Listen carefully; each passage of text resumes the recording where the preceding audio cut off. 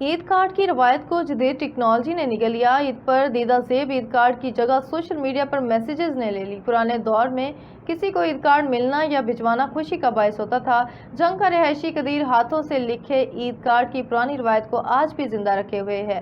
مزید دیکھتے ہیں جنگ سے میاں علی نور کی یہ رپورٹ۔ عید کی خوشیوں میں اپنے پیاروں کو یاد رکھنے کی روایت برسوں سے چلی آ رہی ہے۔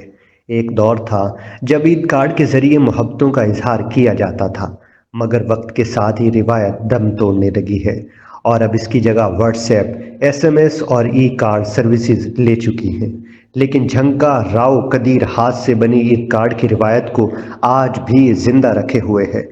جی، عید کارڈ کے ذریعے دوستوں کو عید مبارک کا پیغام بھیجنا یہ ہمارے مذہبی روایت ہے۔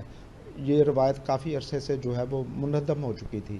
میں نے پھر سے اس کو خطاطی کے ذریعے اور مختلف رنگوں کے ذریعے نیا عید کارڈ بنایا ہے اور اپنے دوستوں کو اس عید کارڈ کے ذریعے عید کی مبارکباد دینے کا سلسلے کا آغاز کیا ہے۔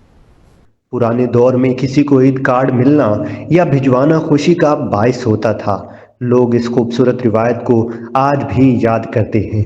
جدید ٹیکنالوجی نے عید مبارک کہنا تو آسان کر دیا ہے، لیکن عید کارڈ کے ذریعے جو اپنائیت تھی وہ ختم کر دی ہے۔